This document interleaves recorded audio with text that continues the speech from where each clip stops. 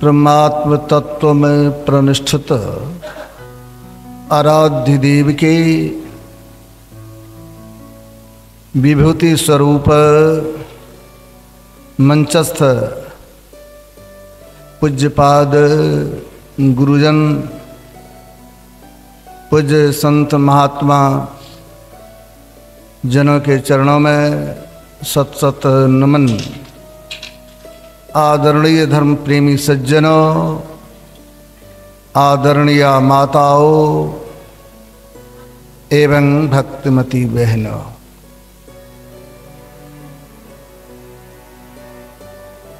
कर्म का रहस्य बड़ा गहन है।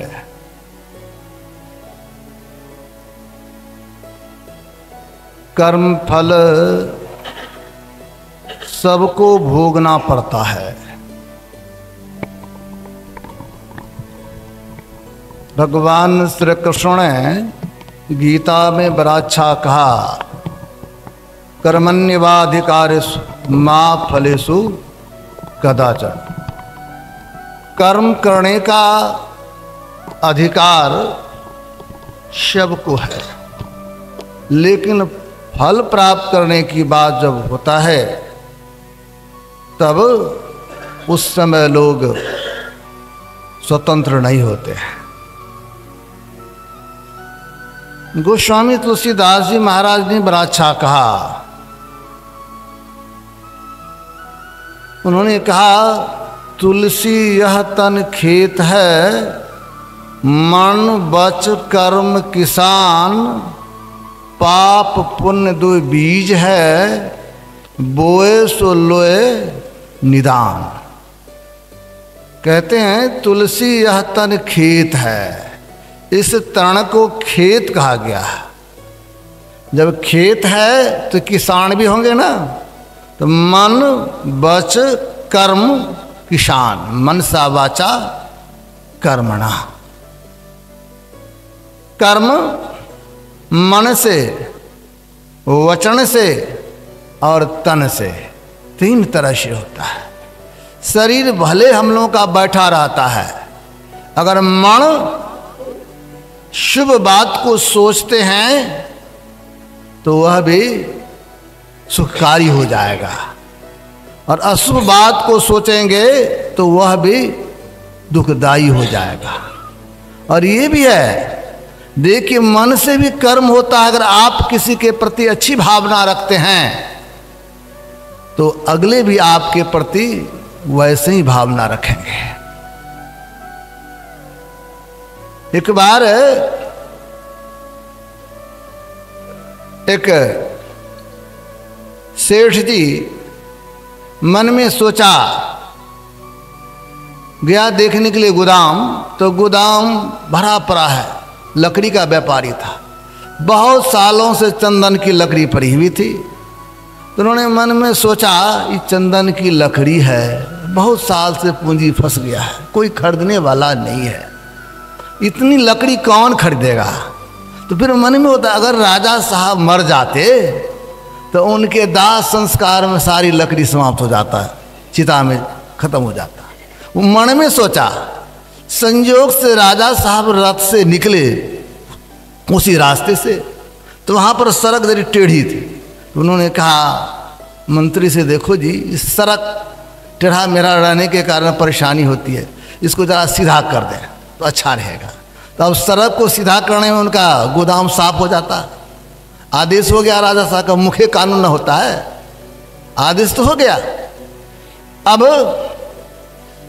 जब सेठ जी को सूचना दी गई तो सेठ जी बड़े व्याकुल हो गए। इतना बढ़िया गोदाम है, करोड़ों रुपया का उसमें सब कुछ रखा हुआ, सब समाप्त हो जाएगा वैसे। बहुत चिंतित हो गए, खाना पीना बंद। अब बीरबल भी था साथ में, मंत्री उनके अच्छे थे, उस साथ में तूने देखा, भाई तुम्हारा बताया अच्छे, गड़बड़ हो जाएगा।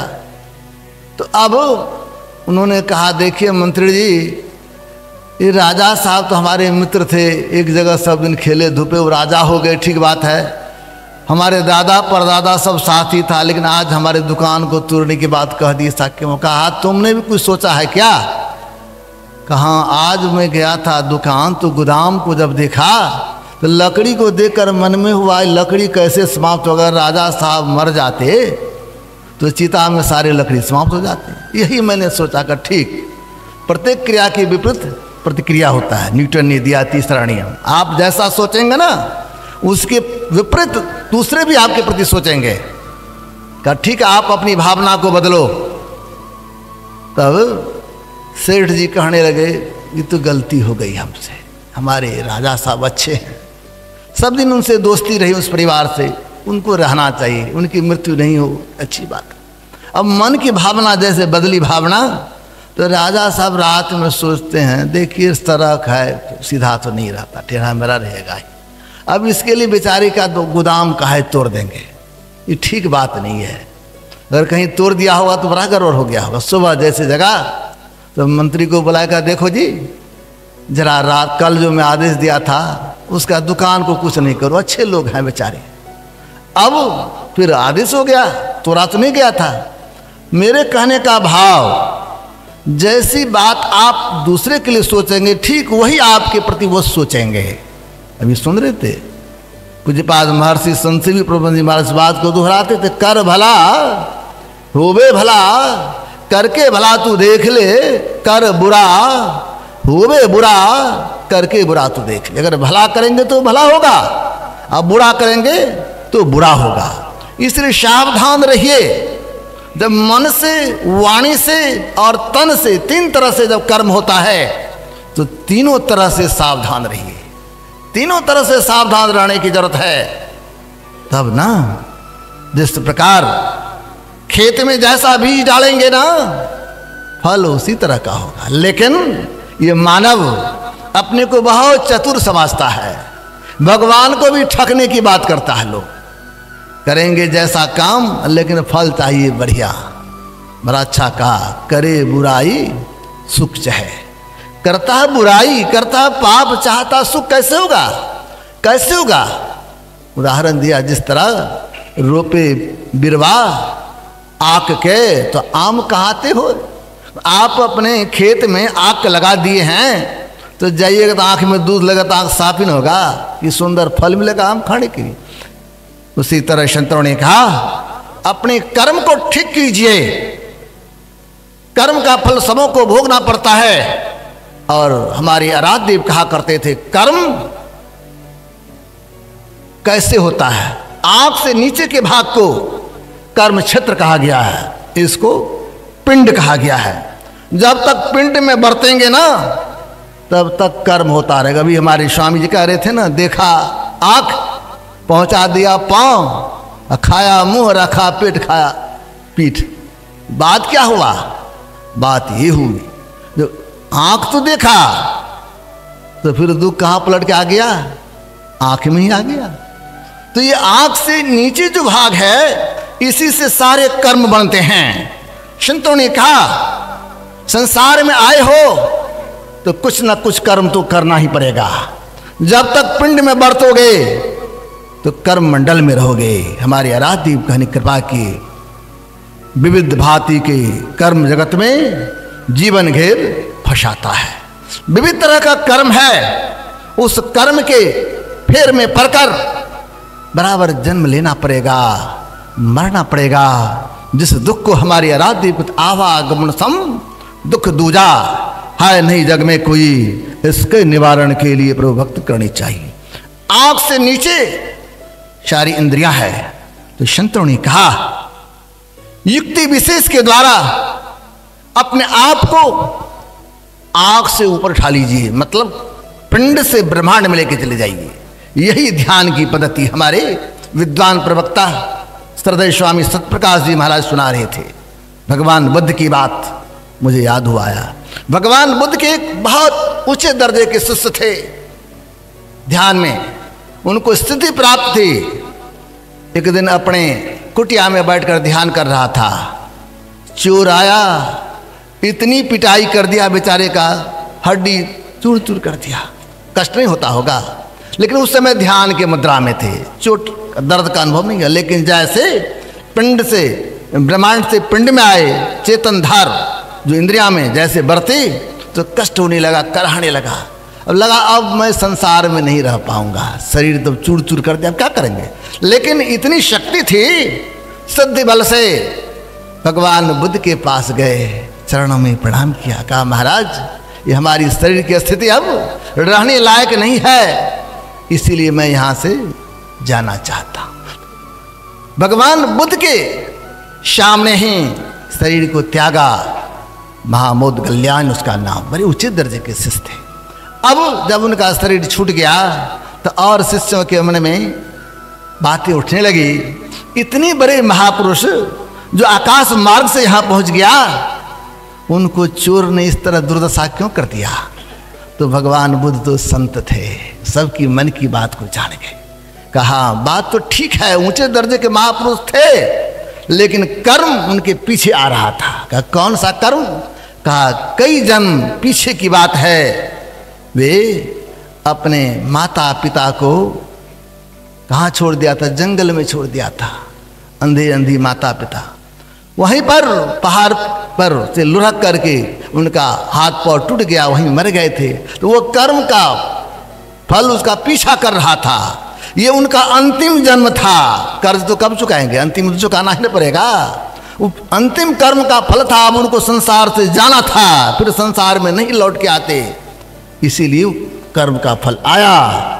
ध्यान में थे, बदमाशों ने हड्डी पसली तोड़ दिया, लेकिन ध्यान के कारण हड्डी पसली तोड़ने के बाद उनको कष्ट नहीं हुआ, लेकिन वो कर्म का फल तो उनको भोगना पड़ा।